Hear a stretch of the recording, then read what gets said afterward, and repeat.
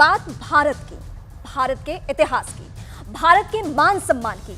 आज ये डिस्कशन इसलिए शुरू हुआ क्योंकि राष्ट्रपति द्रौपदी मुर्मू की तरफ से G20 के डिनर का जो न्योता मेहमानों को भेजा गया, उस पर प्रेसिडेंट ऑफ इंडिया के बजाय प्रेसिडेंट ऑफ भारत लिखा गया। बस इतनी सी बात थी। इसके बाद से इस मुद्दे पर सियासत शुरू हो गई।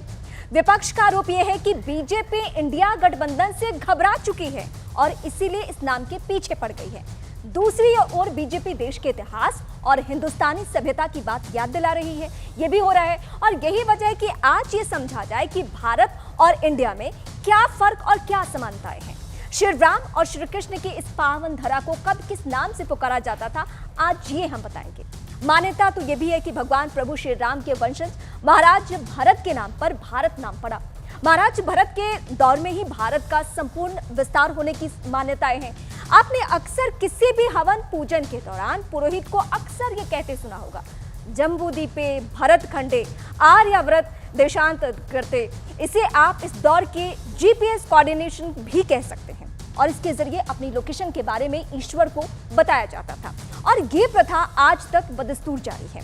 इसमें जम्बू द्वीप का मतलब एशिया और यूरोप यानी यूरेशिया से है।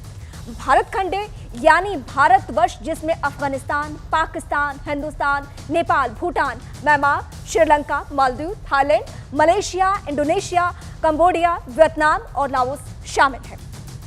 आर्यव्रत यानी भारतवर्ष का वो हिस्सा जो काबुल की कुंभा नदी से हिंदुस्तान की गंगा नदी तक था और उसे आर्यव्रत कहा जाता था। यानी भारत मात्र एक शब्द नहीं, ये मात्र एक देश का नाम नहीं, ये हमारी पहचान है। यह हमारी विशाल और महान संस्कृति और इतिहास का इंट्रोडक्शन है। लेकिन अगर भारत हमारी पहचान है तो फिर इंडिया कहां से आया, इसका इतिहास भी समझ लीजिए। मध्यकाल में जब आक्रांता भारत में आए तो उन्होंने सिंधु घाटी की तरफ से भारत में प्रवेश किया। सिंधु को पेरिस में कहा जाता है और इसीलिए तब इसे इंडीज कहा जाने लगा। और जब अंग्रेज आए तो उन्होंने इंडोस को लैटिन में इंडिया कहना शुरू किया और धीरे धीरे उन्होंने हिंदुस्तान जैसे भारी भरकम शब्द की जगह को भारत को इंडिया का नाम दे दिया।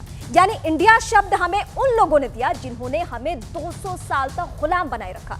आजादी के बाद भी हमने इंडिया और भारत दोनों ही नामों को आधिकारिक नामों की श्रेणी में रखा। लेकिन PM मोदी हमेशा से कहते रहे हैं कि आजादी के अमृत काल में गुलामी के प्रतीक चिन्हों से देश को आजाद होना होगा। इसीलिए जब राष्ट्रपति के इन्विटेशन में इंडिया की जगह भारत लिखा गया तो बहस की शुरुआत हो गई कि क्या मोदी सरकार देश के नाम पर कुछ बहुत बड़ा फैसला करने जा रही है। आगे क्या होगा फिलहाल ये पूरी तरह से साफ नहीं है, लेकिन इंडिया वर्सेस भारत वाले विवाद से चर्चाएं गर्म हो गई है। क्या नए भारत की नई संसद में भारत के ऐतिहासिक नाम को पुरानी पहचान मिलने जा रही है? इस मुद्दे पर आपकी राय क्या है? #आर पार के साथ जरूर शेयर कीजिए।